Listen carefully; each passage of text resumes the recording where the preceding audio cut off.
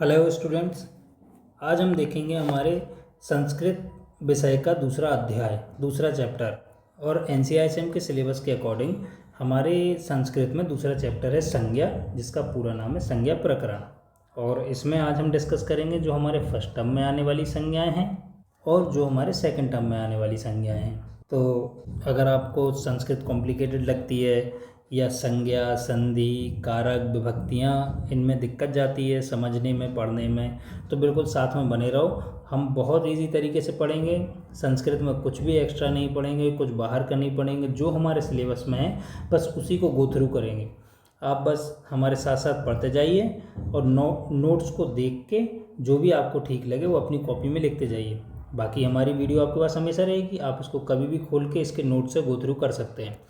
तो चलिए शुरू करते हैं। हमारे फर्स्ट टर्म में आने वाली जो भी संज्ञाएं हैं उनमें सबसे पहले आती है संयोग संज्ञा। और संयोग संज्ञा का सूत्र है हलो।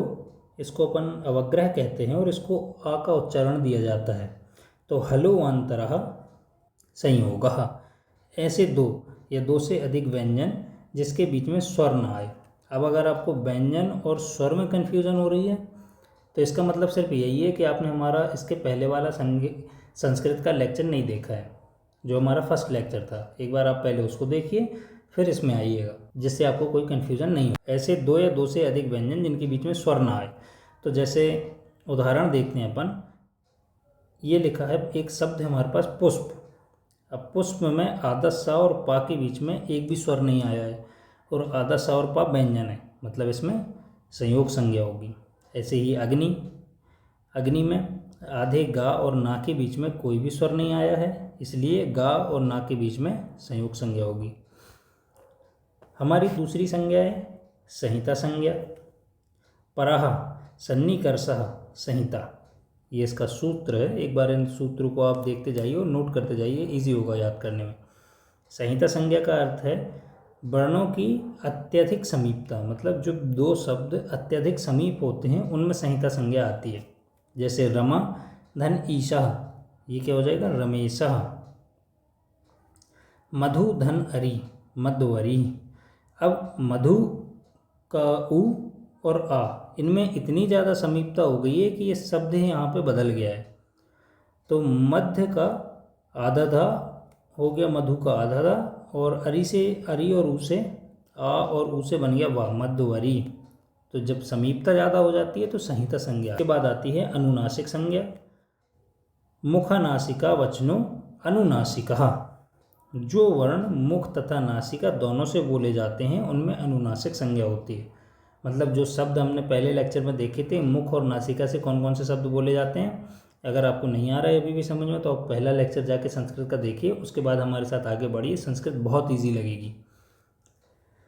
उदाहरण के तौर पर मुख और नासिका से बोले जाने वाले शब्द क्या हैं? आ, चंद्रबिंदी वाला, इंगा, ञा, ना, ना, मा, ये मुख और नासिका दोनों से बोले जाते हैं और इनमें अनुनासिका संज्ञा होती है। अब आते हैं पदम संज्ञा पर। सुप्तिदन्तः पदम। सुप अंत वाले, जिन शब्दों का अंत सुप से हो वो अंत वाले शब्द तथा तिंग अंत वाले शब्दों में पदम संज्ञा होती है। इसके उदाहरण देखते हैं हम। रामः हरि गुरु लभते पठति आदि, ये उसके उदाहरण हैं। एक बार आप इनको देख लीजिएगा। इसके सारी संज्ञाओं के सूत्र आप लिखते जाइए, बहुत इजी होगा इनको बाद में रिवाइज करना, याद करना। और अगर आपको कहीं भी कन्फ्यूजन हो रही है तो आप कमेंट सेक्शन में लिख के हमें दोबारा बता सकते हैं। हम इसके अगले लेक्चर में आपके कमेंट्स का रिप्लाई देंगे। धातु संज्ञा। भूदयो धातवः। भू आदि धातुओं में धातु संज्ञा होती है। इनकी संख्या 1970 है। ये 3 प्रकार की होती हैं। जो भी ये धातु संज्ञा हैं इनकी संख्या 1970, मतलब लगभग 2000 के आसपास की संख्या है। तो इतनी सारी संज्ञाएं तो हम याद नहीं कर पाएंगे, इसलिए हम कुछ देखते हैं, इनके प्रकार में देख लेते हैं। इनके प्रकार होते हैं 3, परस्मैपदी, आत्मनेपदी और उभयपदी।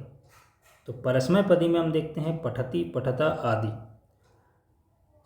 आत्मनेपदी में लभते, लभेते आदि।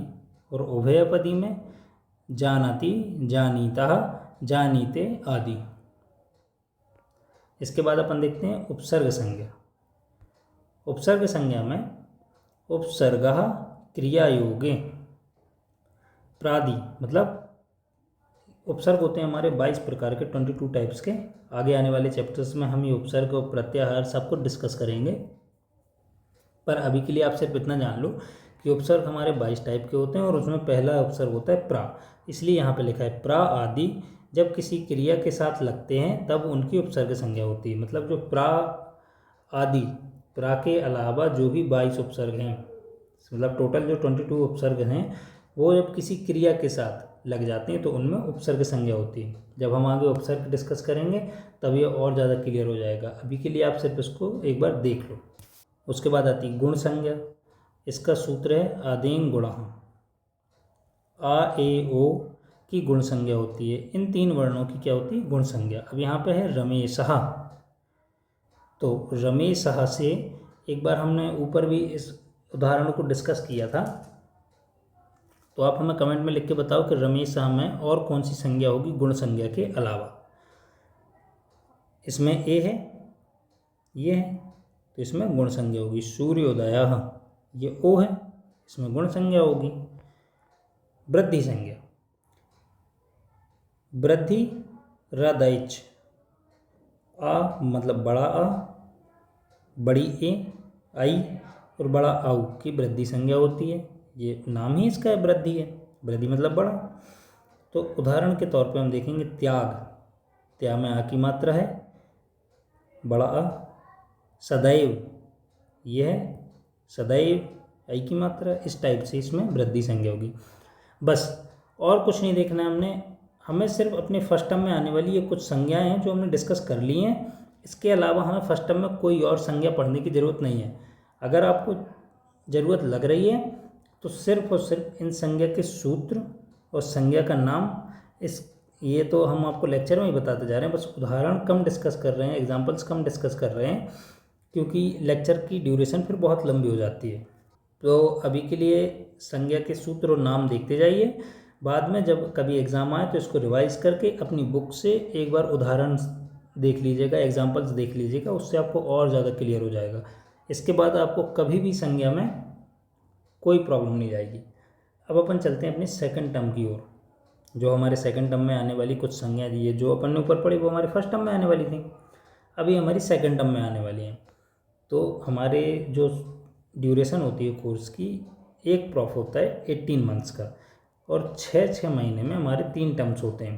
पहला 6 महीने फर्स्ट टर्म, दूसरे 6 महीने बाद उसके सेकंड टर्म, और तीसरे 6 महीने बाद होगा हमारा फाइनल एग्ज़ाम। तो फाइनल एग्ज़ाम में सेकंड टर्म और फर्स्ट टर्म दोनों का आएगा, पर अभी सेकंड टर्म में आने वाली जो संज्ञाएँ हैं वो हम देखते हैं। इसमें सबसे पहले आती है इत संज्ञा। इसका सूत्र है तस्य लोपः।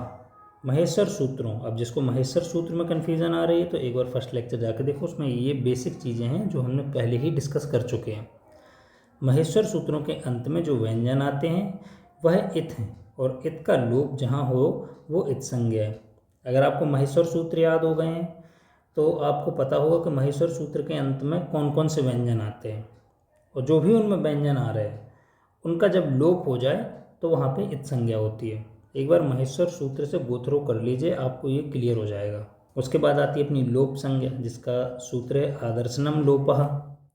जो होते हुए भी दिखाई ना दे और ना ही सुनाई दे, मतलब साइलेंट हो, ना दिखे ना सुनाई दे, बोलने में भी ना आए और लिखने में भी ना आए, पर वो वहाँ पे मौजूद है।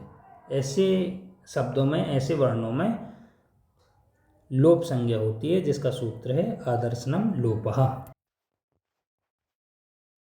उसके बाद आता है उदात्त संज्ञा, जिसका सूत्र है उच्चेर उदात्त। उच्चे मतलब ऊपर, ये तो वर्ड से समझ में आ रहा है मैं, ऊपर। तो उच्चे मतलब ऊपर, उच्चारण स्थान के ऊपरी भाग से, ये देखो यहाँ पे लिखा है, उच्चारण स्थान के ऊपरी भाग से उच्चारित होने वाले वर्णों में उदात्त संज्ञा होती है। अब अगर आपको नहीं पता है कि हमारे उच्चारण स्थान जो भी है, कंठ, तालु आदि जो भी हमारे उच्चारण स्थान है, उसके ऊपरी भाग से कौन कौन से शब्दों का या कौन कौन से वर्णों का उच्चारण होता है, तो ये हमने, ये भी बेसिक है, ये फर्स्ट लेक्चर में डिस्कस किया था कि उच्चारण स्थान के ऊपरी भाग से कौन कौन से वर्णों का उच्चारण होता है। उन वर्णों के उच्चारण में उदात्त संज्ञा होती है।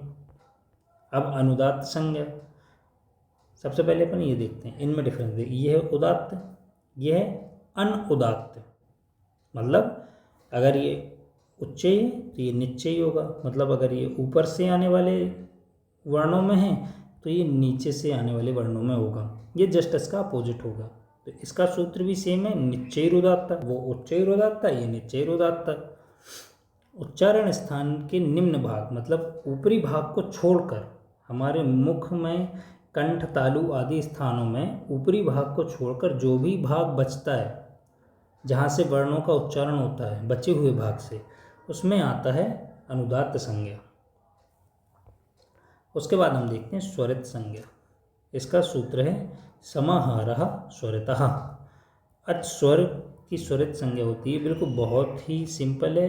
अच क्या होता है? अच वर्ण के प्रत्याहार आपको पता होंगे अगर आपको महेश्वर सूत्र आते हैं।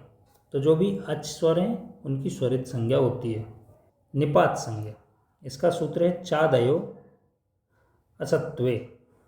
जब 22 प्रकार के उपसर्ग, जो हमने अभी बताया ना 22 टाइप्स के उपसर्ग होते हैं, 22 प्रकार के उपसर्ग क्रिया के साथ ना हो। अगर 22 प्रकार के उपसर्ग हमारे क्रिया के साथ जुड़े हुए हैं तब कौन सी संज्ञा होगी? उपसर्ग संज्ञा। और वही 22 प्रकार के उपसर्ग हमारे क्रिया के साथ नहीं जुड़े हैं, सिर्फ उपसर्ग हैं, किसी शब्द के साथ जुड़े हैं, किसी कार्य के साथ जुड़े हैं, तो उनमें होगी निपात संज्ञा। जब हम उपसर्ग पढ़ेंगे तो आपको सारे के सारे 22 टाइप्स के उपसर्ग याद भी हो जाएंगे और पता भी नहीं चलेगा। बहुत ईजी है, एक एक दो दो वर्ड्स आते हैं, बहुत ईजी हैं। इसके बाद आती है अपनी सवर्ण संज्ञा। इसका सूत्र है तुल्यस् प्रत्ययम सवर्णम।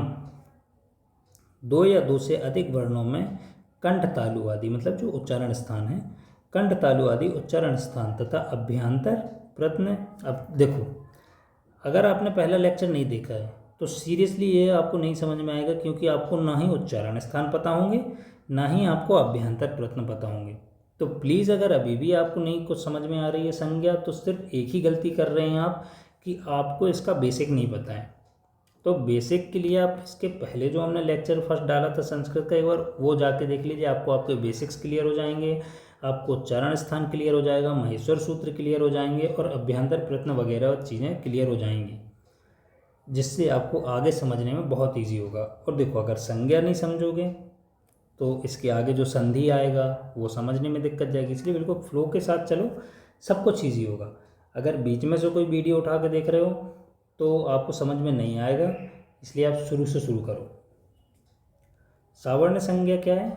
2 या 2 से अधिक वर्णों में कंठ, तालु आदि उच्चारण स्थान तथा अभ्यंतर प्रत्यय दोनों का समान हो, मतलब उच्चारण स्थान और अभ्यंतर प्रत्यय दोनों ही समान हैं, उसमें क्या आएगी? अपनी सवर्ण संज्ञा आएगी। सवर्ण संज्ञा के उदाहरण देखते हैं अपन। आ, ई, उ।